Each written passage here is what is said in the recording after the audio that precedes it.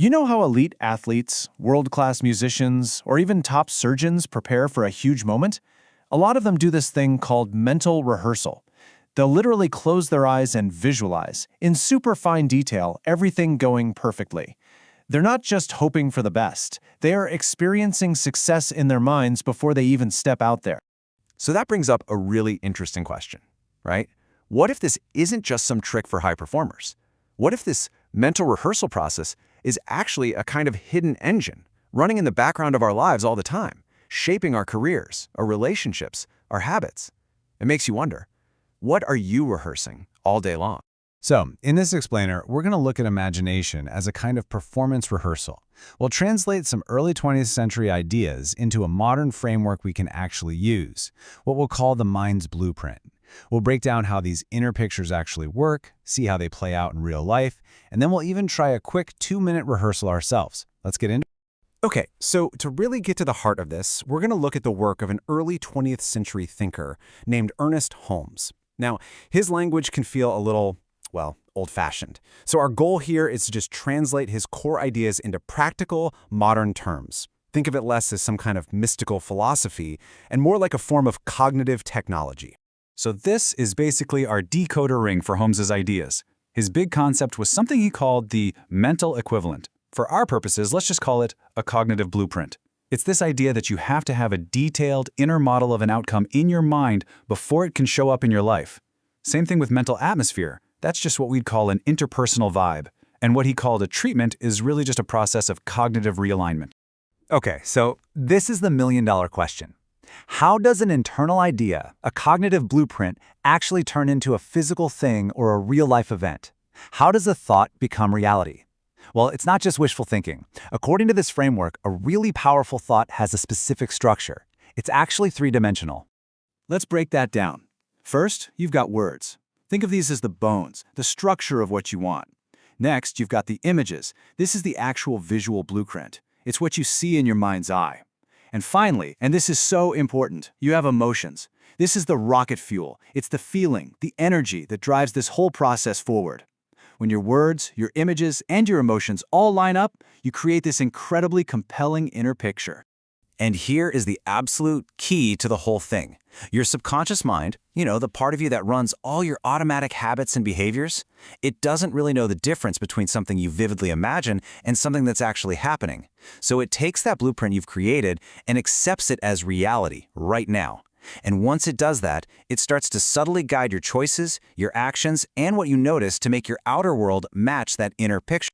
Okay, this all sounds pretty cool in theory, but how does it actually work day to day?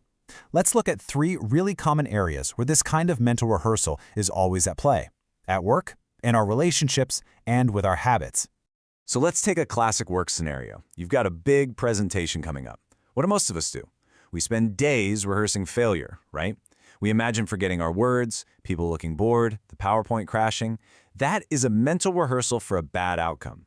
The shift here is to consciously rehearse a different movie. You actually take the time to build an inner picture of yourself nailing it, feeling confident, speaking clearly, really connecting with everyone. You rehearse the feeling of success. And this works for relationships too. If you get, say, social anxiety, your default rehearsal is probably imagining awkward silences or feeling like you don't belong. And that creates that nervous interpersonal vibe. The alternative? You rehearse a different way of being. You spend just a few minutes each day picturing yourself in social situations, feeling totally calm, present, and just genuinely interested in the people you're talking to. Over time, that inner rehearsal starts to completely change your outer experience. This story about a student named Tracy is just a perfect example of how this engine drives our habits. So Tracy was in high school, and she wanted a Chevy Camaro more than anything. Her parents told her, "Look, we'll give you $100 toward the car for every A you get." All of a sudden, she had this incredibly clear, emotionally charged inner picture. That car. That picture was so powerful that it motivated her to build a completely new habit of studying for 2 hours every single day, no excuses. The inner picture literally drove the outer action. And you guessed it, she got straight A's and earned that car. All right, we've gone through the theory, we've looked at some examples. Now let's actually try it. We're just going to do a very short, guided practice. This is a chance to feel it firsthand, not just think about it. So, wherever you are, just get comfortable for a moment. We're just going to walk through a simple 5-step process. Okay, first, recognition. Just for a second, acknowledge that your mind, your thoughts, have a creative power. Second, unification. Know that this power isn't some force out there. It's your mind. It's you. Third, realization. Now, bring to mind something you'd like to experience. Build a clear, detailed picture of it, but see it and feel it as if it's happening right now. Fourth, thanksgiving. This is so important.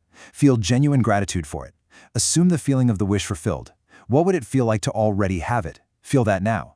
And finally, step 5, release. Just let it go. Let the picture go. Don't stress about it. Trust that you've set the blueprint and now you can let the process do its thing. Okay, let's just gently bring our attention back. Let's take a second and recap the single most important idea from this whole explainer.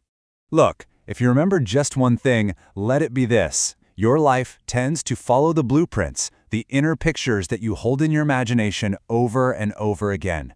This is not magic, it's a form of focused mental training. The thoughts, images, and feelings you rehearse the most are what your subconscious mind goes to work to create. So the only real question is, are you designing those pictures on purpose? So if you're ready to start consciously designing your own inner pictures, there's a link to the full audio explainer and a curated playlist right in the description below. Thanks so much for tuning in. Join us next time as we explore the hidden dynamics of focus and attention and ask, what happens when your focus isn't just passive, but actively creative? You won't want to miss it.